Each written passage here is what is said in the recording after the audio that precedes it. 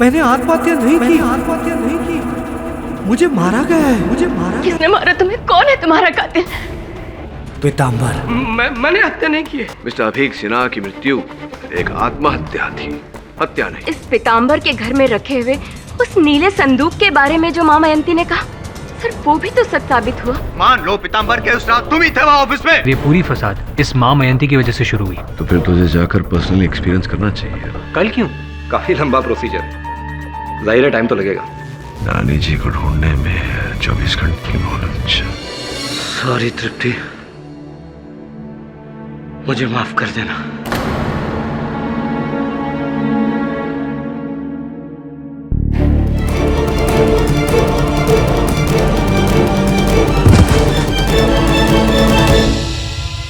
यही हुआ था दवे। अभीक ने सुसाइड किया था। वरुण, पहले पुलिस को भी ये लगा था कि सुसाइड है, लेकिन तृप्ति जी के इल्जाम के बाद जब मैंने एक बार फिर से इस केस की फाइल को खोला तो मुझे एक बात अजीब लगी। अभी क्या बैठा था, उसके हाथ में ड्रिंक का गिलास था और उसी गिलास के टुकड़े नीचे बिल्डिंग के कंपाउंड में पड़े थे। मतलब वो ग्लास लेकर कूदा था। यही तो मैं सोच रहा हूँ वरुण, कि कोई इंसान अगर आत्महत्या करेगा तो ड्रिंक का गिलास लेकर क्यों कूदेगा? पहले वो ड्रिंक को खत्म करेगा, गिलास को साइड में रखेगा, फिर कूदेगा। अभी गिलास के साथ नीचे गिरा है, इसका मतलब एक ग्लास की वजह से तुम एक सुसाइड को मर्डर कैसे कह सकते हो? एक मिनट।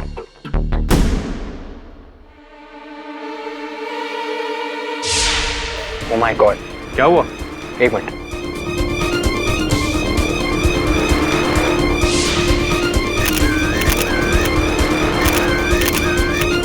दवे, तुम सही हो, ये मर्डर ही है। वो देखो, खिड़की से 5 फुट नीचे उस छज्जे पर उंगलियों के निशान, जैसे कि किसी ने उसे पकड़ा हुआ था। ये निशान अभीक की होंगे, मैं चेक करवाता हूँ। एग्जैक्टली। और ये निशान तब के हैं जब अभीक ने इस छज्जे को पकड़ के अपने आप को बचाने की कोशिश की होगी। एक आदमी जो आत्महत्या के इरादे से कूदा हो, कूदने के बाद फौरन अपना इरादा बदल के अपने आप को बचाने की कोशिश क्यों करेगा? पीताम्बर ने अभीक को धक्का दिया होगा। गिरने से बचने के लिए अभीक ने छज्जे को पकड़ने की कोशिश की, लेकिन नाकाम रहा। ऐसा ही हुआ था, लेकिन धक्का पीताम्बर ने नहीं, किसी और ने दिया है। वरुण, ये बात तो तय है कि अभीक सिन्हा की मृत्यु आत्महत्या नहीं, हत्या ही थी। और अब एक नया दृष्टिकोण सामने आया है। क्या सर? मैंने पुलिस से अभीक सिन्हा के मृत शरीर की कुछ तस्वीरें मंगाई थी। उनकी उंगलियों के बीच स्याही लगी हुई है। ये लकड़ी का तिनका पाया गया उनकी उंगली पर। शायद मरने से पहले उसके हाथ में पेन हो। नहीं, हर कथन में यह दर्ज किया गया है कि मरने से पहले उनके हाथ में शराब का गिलास था। कलम तो कहीं मिली नहीं पुलिस को। फिर ये स्याही कहां से आई? स्याही तो स्याही, ये लकड़ी का तिनका कहां से लगा? सर शायद नीचे गिरते टाइम वो लकड़ियों के थ्रू, या दैट्स इम्पॉसिबल, क्योंकि ऊपर से नीचे कहीं लकड़ियां नहीं थी। तो फिर ये लकड़ी का तिनका आया कहां से? अब इस प्रश्न का उत्तर तो तेरी नानी ही दे सकती है। नानी? और भेंट हो जाए तो मेरा प्रणाम अवश्य कहना। ये देखा स्टिंग कैमरा। सब नानी। All the best.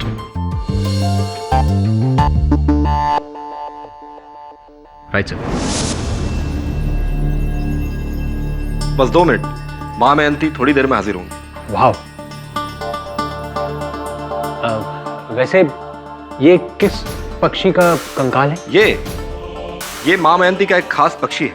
2 साल पहले उसने अपना शरीर छोड़ा, उसके बाद से माँ जब भी उसे बुलाती है उसकी आत्मा इस कंकाल में आ जाती है। और हमने इसे यहीं रखा है ताकि जब भी माँ उसे बुलाए वो आसानी से आ सके। अच्छा है, पक्षी की आत्मा उसी के कंकाल में आती है। अगर माँ मयंती के अंदर आके बोलती तो अजीब लगता ना। माँ मयंती पक्षी की आवाज में बोलती। आपके लिए खुशखबरी है, आपकी नानी माँ की आत्मा मिल गई है। अच्छा? बहुत ढूंढा, तब जाकर ऋषिकेश के तट पर एक साधु के कमंडल में कैद वो हमें वहां मिल गई और माँ इन्हें ऋषिकेश से लेकर आई हैं। जय माँ मयंती। जय माँ मयंती।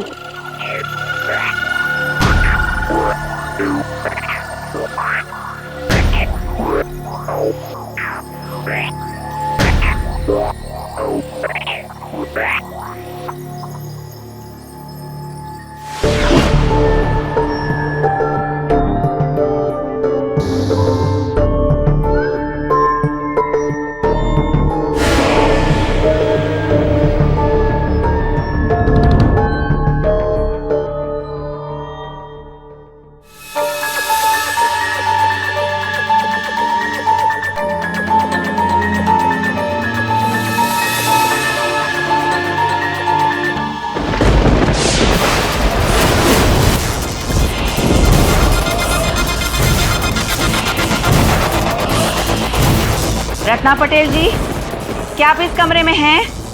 आपका नवासा वरुण आपसे मिलने आया है। क्या आप इस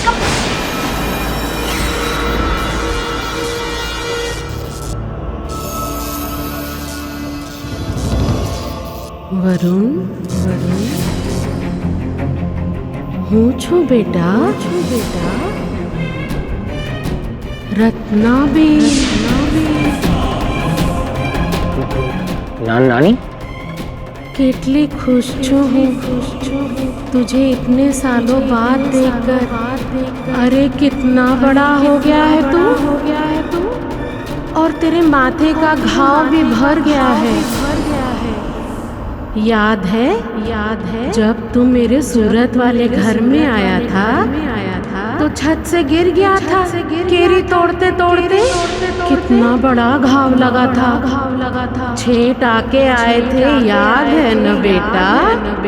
हाँ, लेकिन तब तो मैं सिर्फ 13 साल का था और जब 20 साल का हुआ तब मोटरसाइकिल ठोक दी थी ना।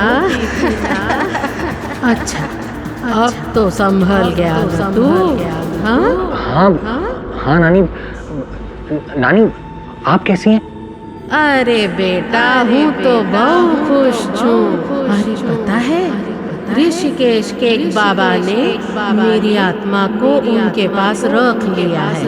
बस दिन रात मैं उनकी सेवा करती हूँ, उनसे बातें भी करती हूँ। पर बेटा तुम लोगों की बहुत याद आती है। तू निर्मल हंसिका और वो नालायक झिलमिल, उसको मेरा जय श्री कृष्ण बोलना। हाँ नानी। वो तेरे नाना है ना, उनको बोलना कि तंबाकू छोड़ दे नहीं तो 1-2 साल में मेरे पास आ जाएंगे। और वो तेरी कोकी मासी कैसी है? उनकी कमर का दर्द ठीक हुआ ना? सब नानी के बारे में सारी बातें सिर्फ घर वाले जानते हैं। कहीं सचमुच मेरी नानी की स्पिरिट तो नहीं आ गई? मेरे को भी मेरे ग्रैंडमदर के साथ बात करना है। जय मां मयंती। कम ऑन मिसेस बिलेमोरिया, बहुत रिसर्च किया है इन्होंने वरुण। पूछ अपने घर वालों से कि कोई आया था पूछताछ करने, किसी का फोन आया था, क्योंकि इतनी सारी निजी जानकारी प्राप्त करना सरल नहीं होता। Find out. मान लिया सब, लेकिन ऐसे अचानक आवाज बदलना। मेरी नानी एक औरत थी, लेकिन अभी की आवाज तो मर्दाना है ना। एक औरत आदमी की आवाज में ऐसे कैसे बोल सकती है? और वो बिजनेसमैन खिलनानी, उसका फादर का बैंक कोड माँ को कैसे पता चला? Come on KD. सर कुछ बातें इंसानी समझ से परे होती है सर। क्या कहना चाहता है तू? मैं इंसान नहीं हूं? कल अदालत में बात होगी महामयंती जी के साथ। जय महामयंती जी। समझ में नहीं आ रहा है योर ऑनर, क्या करना चाहते हैं एग्जैक्टली पाठक साहब? माँ मयंती जी को यहाँ पे अदालत में क्यों बुलाया है इन्होंने? नहीं जायसवाल साहब, मैंने इन्हें यहाँ नहीं बुलवाया। मतलब इन्हें यहाँ बुलाया है इनके द्वारा उन्हें यहाँ बुलाने के लिए, अभिक सिन्हा जी को इनके अंदर बुलाने के लिए।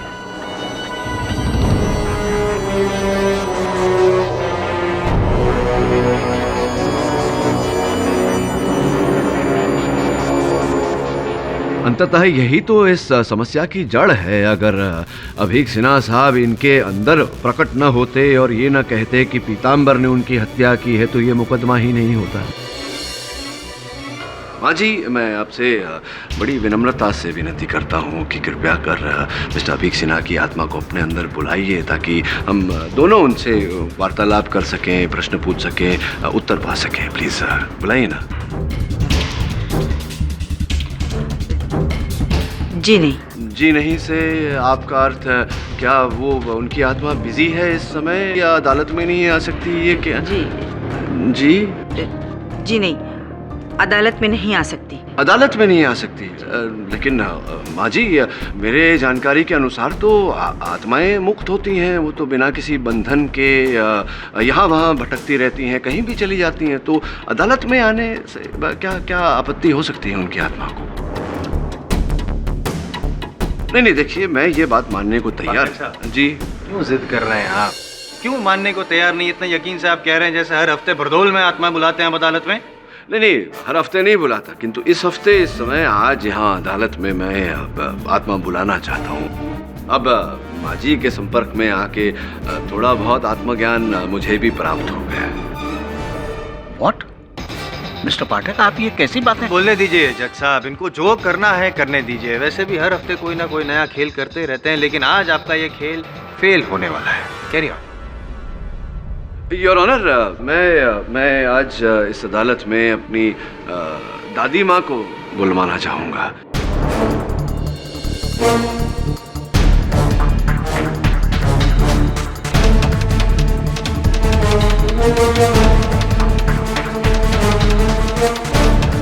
दादी माँ प्लीज आइए, इन सबको बताइए कि ये सत्य है।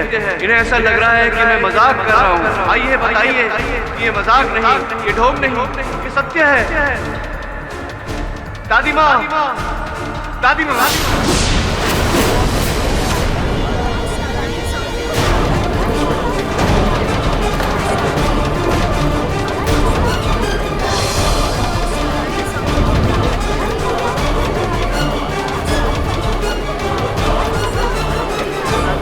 ऑर्डर। अरे प्रदीप बेटा, तू जज बन गया। बचपन में तो तू पजामे का नाड़ा भी नहीं बांध पाता था, याद है ना तुझे?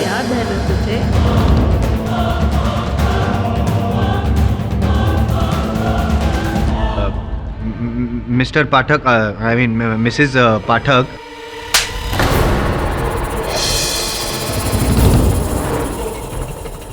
दादी माँ बोल, दादी माँ। दादी माँ। निखट्टू। तू वही है ना एम जायसवाल? जब देखो तभी मेरे पोते के साथ में भिड़ता रहता है। 10 मिनट में कभी कोई केस नहीं जीतने वाला। तू याद रखना मेरी बात। और प्रदीप, चलती हूँ, देखना अपने स्वास्थ्य का ध्यान रखना और सोच समझ के निर्णय लेना।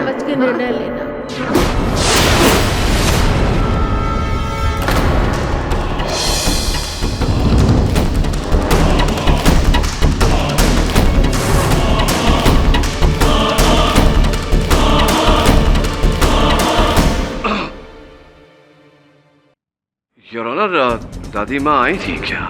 आई थी।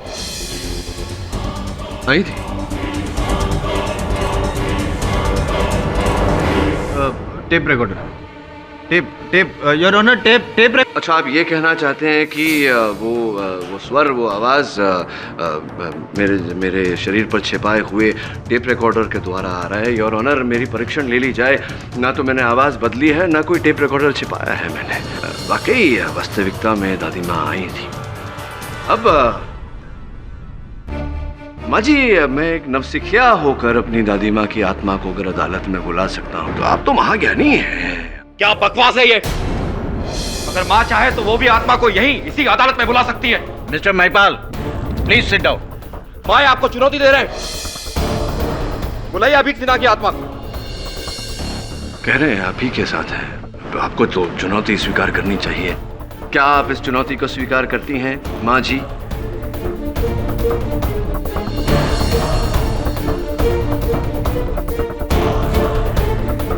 जी।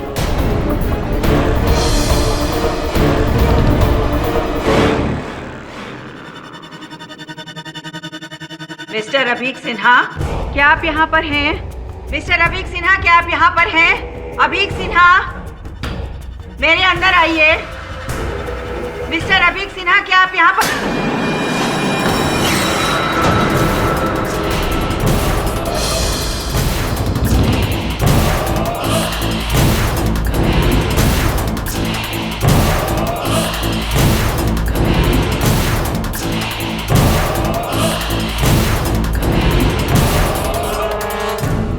जज साहब, मैं आ गया हूँ जज साहब। मैंने आत्महत्या नहीं की है। आत्महत्या नहीं की है मैंने। मेरा खून हुआ है और मेरा खूनी ये मेरे सामने रहा। पीतांबर।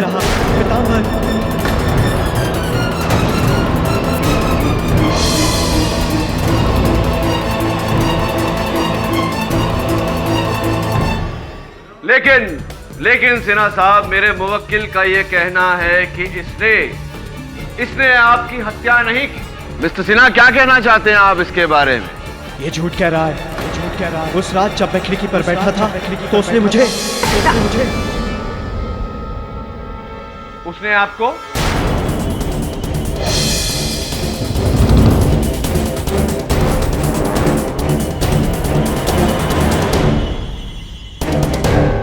बोलिए ना सिन्हा साहब, उसने आपको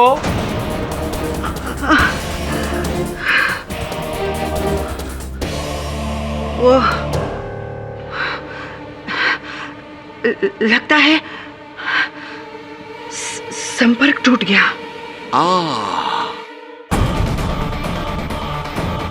संपर्क टूट गया। कमाल है, यहाँ भी नेटवर्क प्रॉब्लम चल रहा है आपका, किंतु मेरे इस फोन पर तो फुल नेटवर्क है। योर ऑनर, अदालत में अपने फोन का उपयोग करने की अनुमति चाहता हूँ, एक कॉल करने की अनुमति चाहता हूँ। किसे फोन करना चाहोगे केडी? योर ऑनर, इस बात को स्पष्ट करने के लिए मुझे अपनी दादी माँ को फोन लगाना पड़ेगा। मैं दादी माँ को फोन? स्पीकर फोन है। दादी, मैं केडी। गुड्डू बेटा, दादी, कितने दिनों बाद तेरी आवाज सुन रही हूँ। कैसा है तू? मैं ठीक हूँ दादी, आप कैसी हैं? आपका स्वास्थ्य कैसा है? ठीक हूँ, बस वही घुटने की तकलीफ है। गुड्डू बेटा, लौट आओ। क्यों अपने बाप की तरह जिद्दी हो रहे हो? तुम्हारे और तुम्हारे बाप की लड़ाई में बेटा तेरी आवाज नहीं सुनाई दे रही। दादी सुनिए, मैं इस समय बाहर हूँ। मेरा संपर्क टूट रहा है। मैं आपको बाद में फोन करता हूँ। बेटा, चरण स्पर्श दादी, बाय। कहाँ फोन किया था अपने दादी माँ को? स्वर्गलोक? नहीं, जयपुर। योर ऑनर, भगवान की कृपा से मेरी दादी माँ अभी जीवित है। बस थोड़ी बहुत घुटने की तकलीफ है, जैसा कि आपने सुना। बाकी सब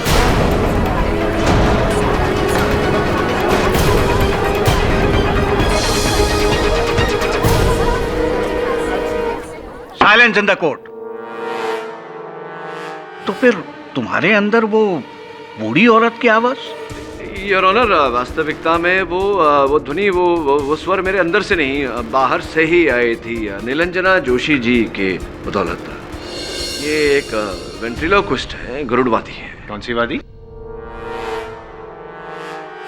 सरल भाषा में एक ऐसा व्यक्ति जो अपनी आवाज को दूर तक फेंक सकता है, ताकि ऐसा लगे कि वो आवाज कहीं और से आ रही है, किसी और के गले से आ रही है। योर ऑनर, जिस प्रकार से कठपुतलियों के खेल में होता है। मतलब बोल वो रही थी, आप सिर्फ होठ हिला रहे। अरे प्रदीप बेटा, तू जज बन गया? बचपन में तो तू पजामे का नाड़ा भी नहीं बांध पाता था, याद है ना तुझे? जी योर ऑनर, एक मिली भगत सत्य को बाहर निकालने के लिए, सत्य के खोज में अगर मुझसे कोई भूल हुई हो, चूक हुई हो, तो क्षमा चाहता है योर ऑनर। जसवाल साहब, आपसे भी क्षमा चाहता हूँ। तो माँ मयंती जी, ये जो खेल मैंने अभी खेला, यही खेल आप और आपके जो गुट है वहाँ भी खेला जा रहा था। अब खेलने को खेल बचा नहीं, तो कृपया कर अदालत को बताइए कि मेरी आत्मा की आवाज़ सच है या मेरी आत्मा की आवाज़ सच है।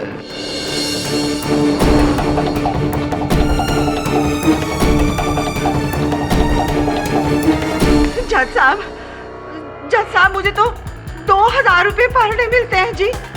मैं तो जी सरवंट हूँ, एकदम कठपुतली। और उसकी डोर माई प्राजी के हाथों विच है।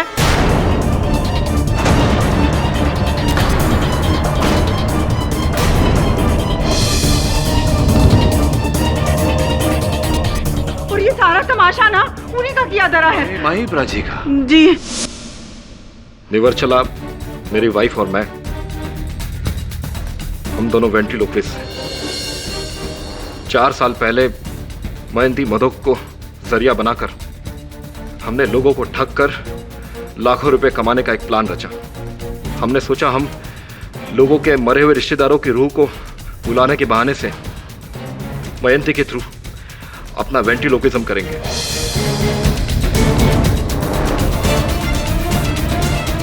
हाँ, जानता हूं मैं। उस रिकॉर्डिंग में जब मैंने आपकी पत्नी निर्वचला के होठ पीछे से हिलते हुए देखे, तभी आभास हो गया था मुझे कि असल खेल क्या है।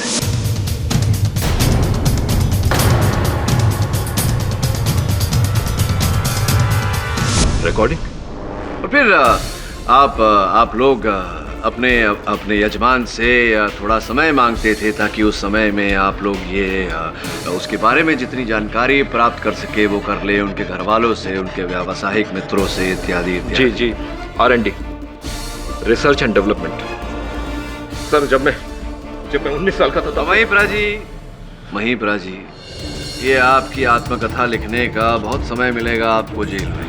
ये बताइए कि आपने मिस्टर सिन्हा के आत्मा द्वारा बेचारे गरीब को क्यों फंसवाया? उस पियून सहदेव के कहने से।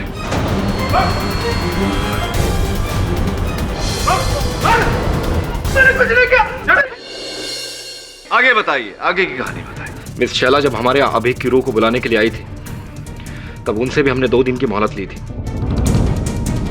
उस दौरान मैंने अभीक के ऑफिस जाकर रिसर्च की, एक पत्रकार बनकर। नैनीताल की झील में उन्होंने अपनी वाइफ से प्रॉमिस किया था। ये सब उन्होंने मुझे पर्सनली बताया था। थैंक्स ऐसी। Excuse me. श्योर।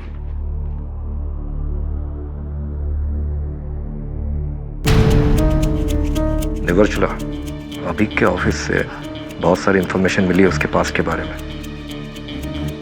अब तुम एक काम करो, उसके पेरेंट्स के घर पर जाकर बाकी की इंफॉर्मेशन ले लो। उसके बाद हम मां मयंती के थ्रू अभीक की रूह को बुलाने का ढोंग करेंगे।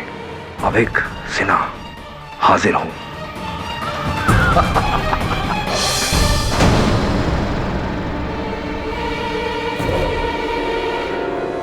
अभीक सिन्हा के रूह को बुलाने का ढोंग है? सुन, यहां पे जो कुछ तूने सुना,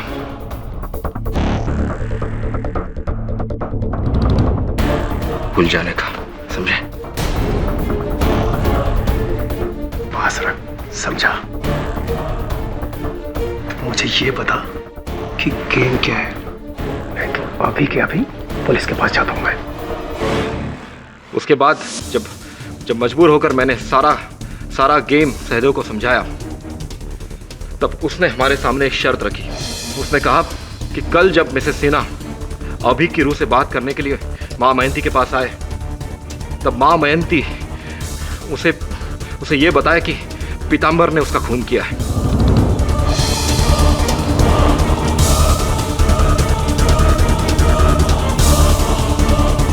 और उसने हमसे ये कहा कि अगर हमने ये नहीं किया तो वो हमारे स्कैम का पर्दाफाश कर देगा। जी साहब, मैंने इन लोगों से पीताम्बर को फंसाने के लिए कहा था। क्योंकि आपने मारा है अभीक सिन्हा। नहीं साहब, मैंने कोई खून नहीं किया साहब। तो हुआ ये था कि जिस रात पीताम्बर। तू एक काम कर, तो ना सब भूल। मैं सीरियस हूँ सहदेव। हम दोनों भाई मिल करके सिन्हा को मारने का प्लान बनाते हैं और उसको मार करके उसकी मां सटीक बेच करके दोनों भाई आधा पैसा बांट लेंगे। माँ कसम साहब, मैंने मर्डर प्लान नहीं किया था साहब। मैंने तो उसे इनकार कर दिया था। अब पीताम्बर से पूछ लिया साहब, मैंने ऐसा कुछ नहीं किया। हुआ ये था कि जिस रात साहब खिड़की से नीचे गिरे थे उस रात मैं लॉबी में ही था।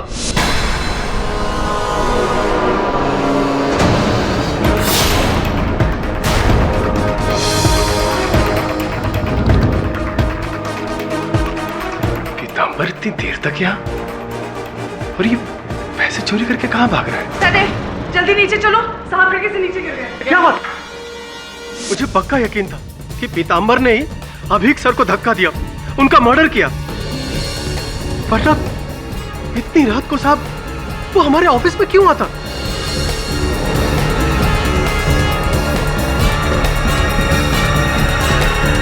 और फिर मैंने पीताम्बर को बार में बुलाया। क्या बे? किस बात का पैसा है? किस खुशी में? मुझे ना आधा पैसा दे दे, नहीं तो पुलिस के सामने तेरी पोल खोल के रख दूंगा। किसकी पोल? कैसी पोल? यही कि तूने सीना साहब का मर्डर किया। क्या? हाँ, और उनका पैसा लेके भागा है। अभी उसमें से आधा दे दे, नहीं तो दिमाग खराब हो गया क्या? साले किसी के सामने बोलना मत। मैंने किसी को नहीं मारा, दिमाग मत खराब कर। बे पीताम्बर, तू ना मुझे लपेट मत, नहीं तो मैं तो तेरे ना पूरी की पूरी 12 बजा दूंगा, तब समझ में आएगा। आधे पैसे दे दे। चल, तुझको पैसा चाहिए ना? पैसा चाहिए। मुझे बहुत खुन्नस था उसके ऊपर। मैं उससे बदला लेना चाहता था, मैं उसे फंसाना चाहता था, क्योंकि उसने मुझे पैसे देने से इनकार कर दिए थे, मना कर दिया था उसने। लेकिन साहब मेरे पास कोई ठोस सबूत नहीं था। लेकिन कुछ दिनों के बाद मुझे मौका मिल गया, महिपाल का झूठ पकड़ा गया, और उसी समय मैंने प्लान बनाया और पीताम्बर का पीछा किया। वो अपने खोली में गया और नीले संदूक में उसने पैसे और चाबी छुपाए। मैंने सारा इंफॉर्मेशन महिपाल को दे दिया। पीताम्बर के घर में एक नीला संदूक है, उसके अंदर श्री देवी की तस्वीर वाला एक डब्बा है। उस डब्बे में उसके कातिल होने के सारे सबूत तुम्हें मिलेंगे। साहब जब पुलिस को चाबी और पैसे मिले तो मैंने सोचा पीताम्बर अंदर हो जाएगा और दूर दूर तक मेरा नाम नहीं आएगा। साहब बस मेरा इतना ही रोल था साहब। मैं तो बस बिना सामने आए उन्हीं को सजा दिलवाना चाहता था। एक खूनी तू है, मैंने अभी सेठ को नहीं मारा। तू था उस रात पे, तू था। अरे झूठे, तूने मारा है। ऑर्डर ऑर्डर, चुप हो जाइए आप लोग।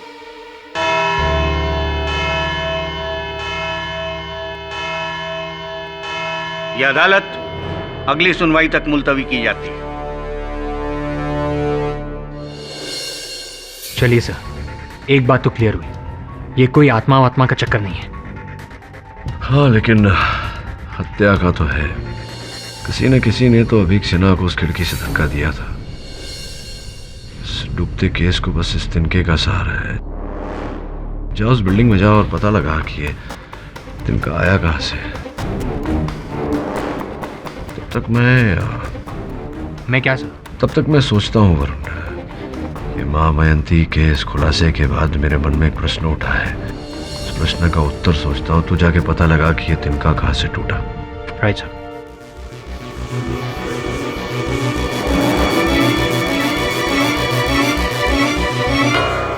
वरुण क्या ढूंढ रहे हो यार? पिछली बार सब देख तो चुके हैं।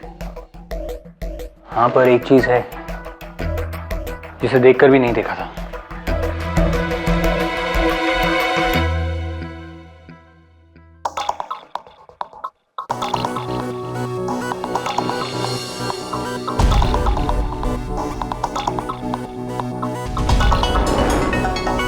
वो लकड़ी। संभाल के वरुण, संभाल के।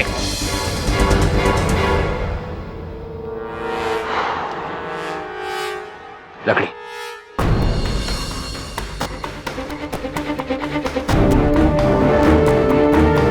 चले।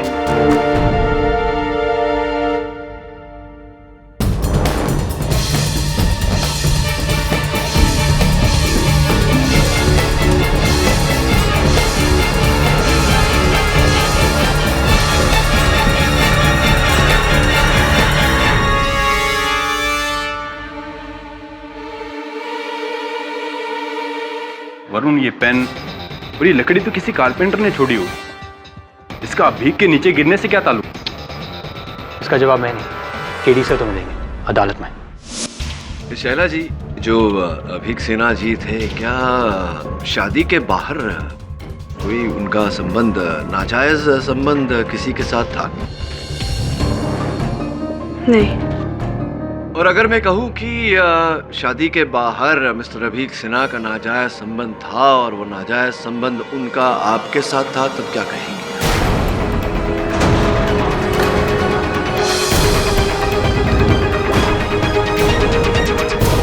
मिस्टर पाठक, ये आप क्या कह रहे हैं? नहीं, मैं वही कह रहा हूं जो इस कलम को देखकर मेरी समझ में आया।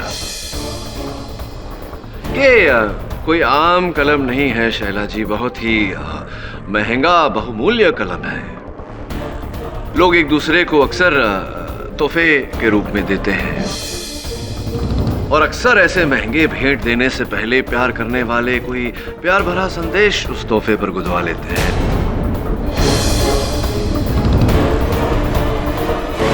इस कलम पर भी है to AS Abhik Sinha, the love of my life. So sweet.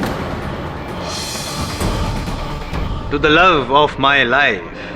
Supposedly, Tripti Sinha was Abhik Sinha's wife. संभव है,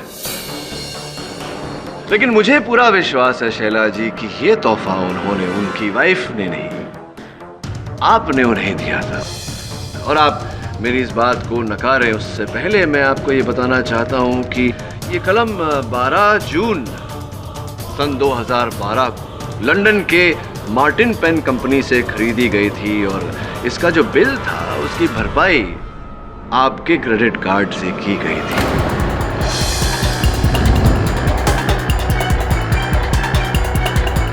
love of my life Shaila जी।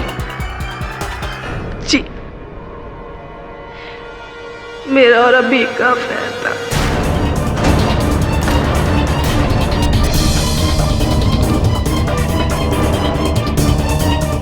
लेकिन मैंने अभी को मारा नहीं, अभी को नहीं मारा। देखिए शैला जी, ऐसा भी तो हो सकता है कि अभीक सिन्हा जी को उनके विवाहित जीवन के भंग हो जाने का डर था और वो इसी डर के चलते, इसी भय के चलते आपको छोड़ना चाहते थे, लेकिन आपको मंजूर नहीं था, इसलिए उस रात आपने उस केबिन में जाकर उन्हें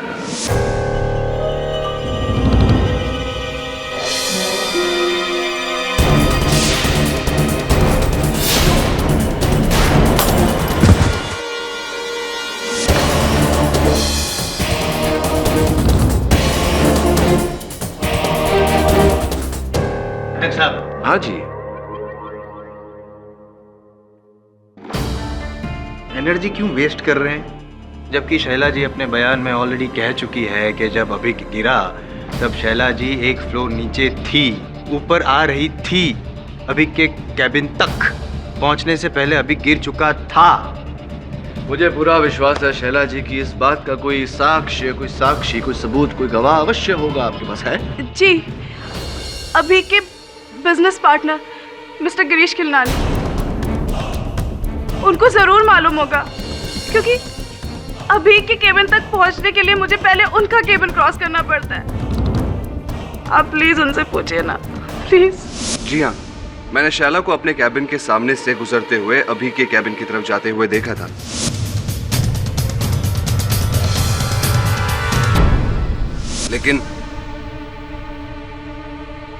लेकिन तब नहीं जब वो कह रही है, अभी के मरने से कुछ 5 मिनट पहले। तो आप ये कहना चाह रहे हैं खिलनानी साहब कि ये संभव है कि शैला जी ही सिन्हा जी के कैबिन में गईं और उन्हीं ने नशे की हालत में सिन्हा जी को ढकेल कर उनकी मृत्यु की ओर भेज दिया। अब ये कह रहे हैं कि ये हत्यारिन जो है वो शैला जी है, ये कह रहे हैं आप, क्या कह रहे हैं? जी हो सकता है।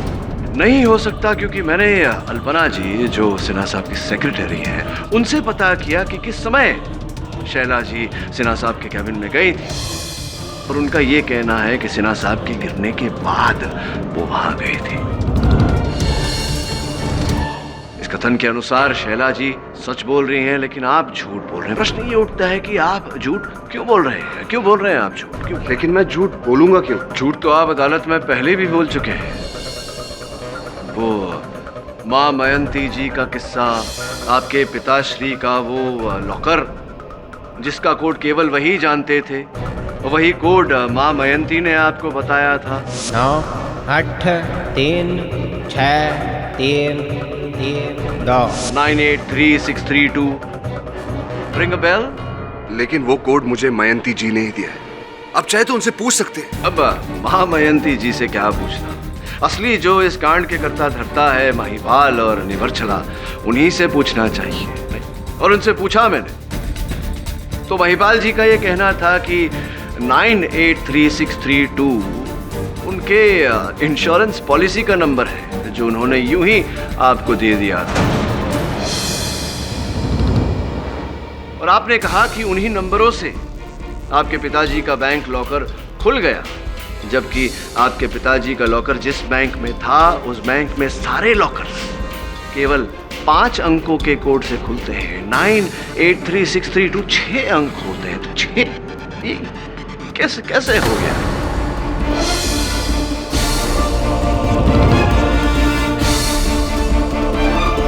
अगर मैं इसका जवाब ना दूं तो मुझे अपने लॉयर से बात करनी है। Very good idea. आप कीजिए अपने वकील से बात, और जब अपने वकील से बात कर ही रहे हैं तो उनके साथ इस डंडे के बारे में, इस लकड़े के बारे में भी बात कीजिए। इस लकड़ी से मेरा क्या लेना देना? मेहनत करवाते हैं आप लोग मुझसे। चलिए दोबारा विस्तार में किस्सा सुनाता हूं।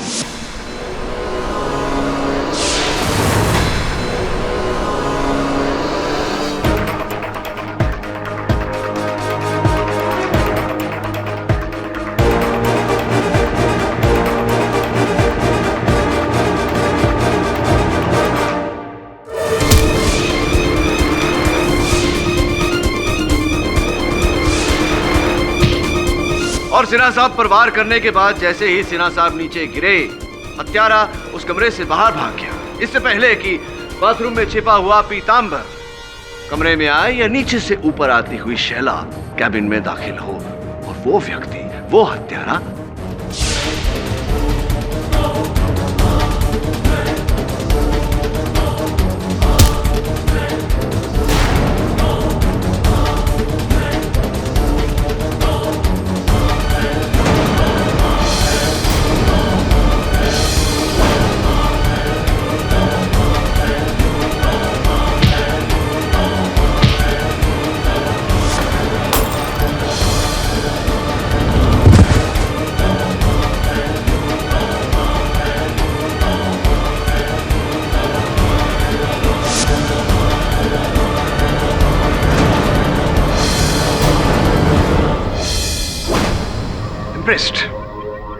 छोटा सा सवाल पूछूं?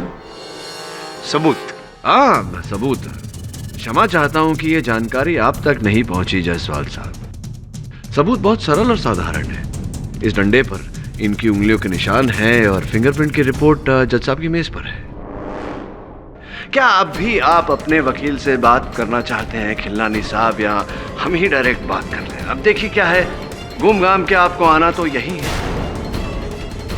आज नहीं तो कल, अब कल करे सो आज कर, आज करे सो अब।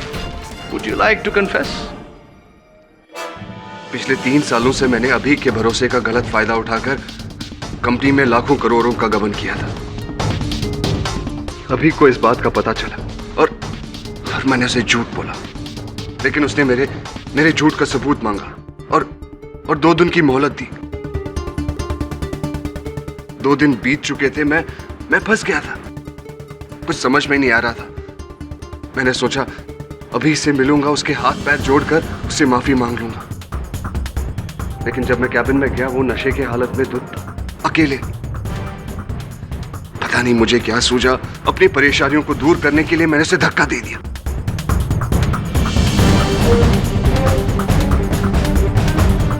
और फिर पीतांबर पकड़ा गया, तो उसे फंसाने के लिए मैं मां मयंती के पास गया। और वो कोड का ढोंग किया। बाकी जैसे आपने कहा। Defence, press your honour. ये अदालत गिरीश खिल्लानी को अभीक सिन्हा के कत्ल में दोषी पाते हुए फौरन गिरफ्तार करने का हुक्म देती है और पीतांबर गुप्ता को कत्ल के इल्जाम से बाइज्जत बरी करती है। The case is closed. Pathak sir ji, एक रिक्वेस्ट है। नहीं नहीं नहीं, उससे पहले मैं आपसे कुछ कहना चाहता हूँ। वैसे मेरा आपसे कहना बनता तो नहीं है, आप तो सर्वज्ञानी हैं, फिर भी जिस प्रकार से पीतांबर बेचारा बड़ी बड़ी बातें करने के कारण फंस गया, उस प्रकार मुझे लगता है आप भी किसी दिन फंस जाएंगे। इसलिए बड़ी बड़ी बातें ना किया करिए। मेरे बाबूजी कहा करते थे, लोगों को प्रभावित बातों से नहीं, अपने कर्मों से कीजिए।